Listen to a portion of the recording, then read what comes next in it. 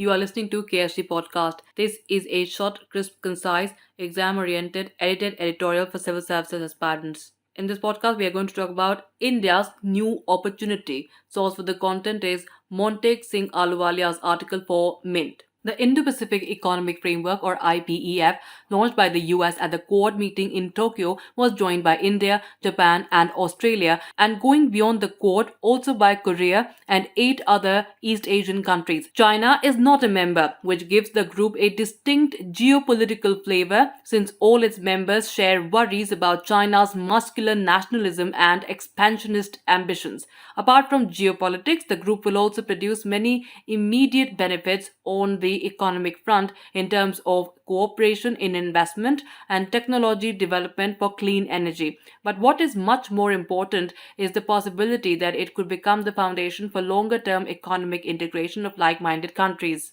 Apart from geopolitics, the group will also produce many immediate benefits on the economic front in terms of cooperation in investment and technology development for clean energy. But what is much more important is the possibility that it could become the foundation for longer term economic integration of like minded countries. If the world is indeed dividing itself into autocracies and democracies, and this division is reflected in economic alignments, as it seems to be, India has a deep stake in aligning with the democratic group. Prime Minister Narendra Modi has already signaled India's support of the new initiative, but does this mean we can now leave it to teams of officials from relevant ministries to negotiate the details? This may not work, and it is important to anticipate the problems that might arise and try addressing them. Economic integration must ultimately be reflected in trade integration, but the IPEF is not a conventional free trade agreement or FTA. The US Congress currently has no appetite for FTAs. Recognizing this, US President Joe Biden's proposals explicitly avoid market access issues. They focus instead on the need to establish high standards of inclusive, free, and fair arrangements. This allows the US administration to proceed without having to get the approval of Congress. Trade integration could come later. The problem is that progress in some of the areas identified under the IPEF may run into problems from our side because it will involve many departures from our traditional positions. It can be nobody's case that our negotiators should simply accept what is demanded by advanced country participants. But we should also recognize that we are no longer in the old world of multilateral trade negotiations, where any country could hold up the progress of negotiations by not agreeing. The new agreements will not require a consensus. Countries that don't agree will simply be left out. They may have an option to join later if they wish, but the terms of joining would have to be negotiated. We will not get a better deal later. The solution lies in identifying areas where the negotiations require a departure from past practice and consider whether these departures are in the national interest in the light of changed circumstances. If they are, suitable directions should be given to the bureaucracy early in the process to avoid India engaging in prolonged negotiations only to opt out in the end, as happened with the Regional Comprehensive Economic Partnership. The immediate focus on common standards, which could form the basis of deeper integration in the future, will cover labor rights, environmental standards, protection of intellectual property rights, and rules covering the digital economy. We have in the past resisted such behind the border alignment of standards because they reduce our policy space. It is true that all agreements at this level reduce our policy space. The question to ask is whether it furthers the national interest. We have in the past resisted standards that did not actually hurt us. In the case of labor, for example, what advanced countries were demanding was freedom for workers to form trade unions. This is something we allow in any case.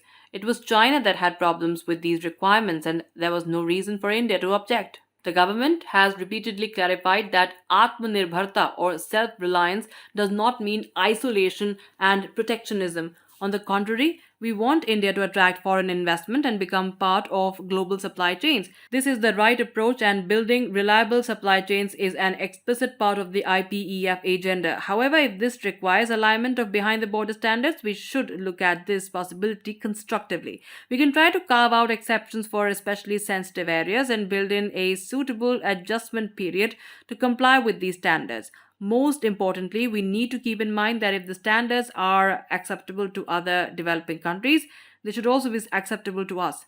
Taxes and anti bribery provisions are another element of the IPEF that could pose problems. We tend to take taxation as a sovereign function and therefore not subject to negotiation.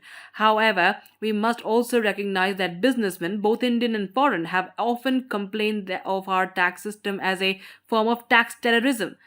Negotiations under the IPEF could be a mechanism for bringing our system in line with the best practices in the rest of the world.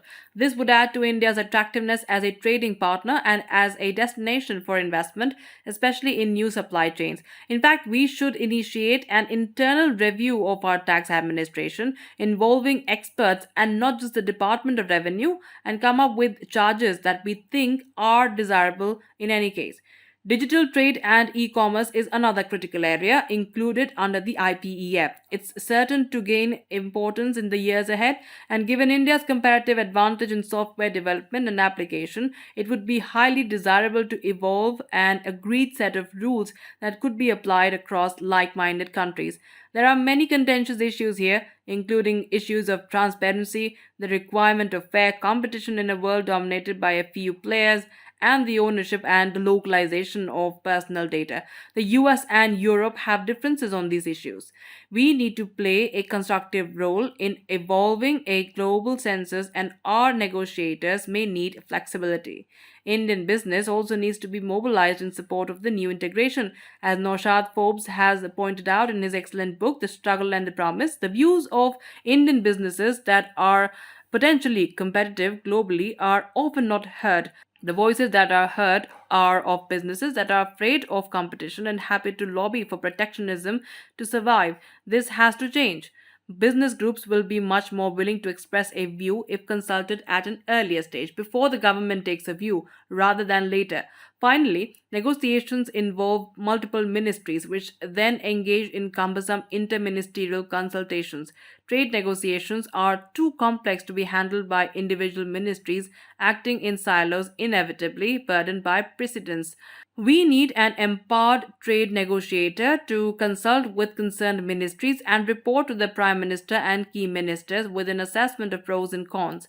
The Niti Aayog should be mobilized to conduct broad consultations and elicit the opinions of stakeholders, including state governments. It should also engage in the education of the Indian public on the benefits to India from greater integration. That's it for this podcast. Thank you so much for listening. To join KSG India courses and to crack the IS exam, visit ksgindia.com. You can also get a PDF of this podcast on ksgindia.com. Thanks for listening and do subscribe to our channel.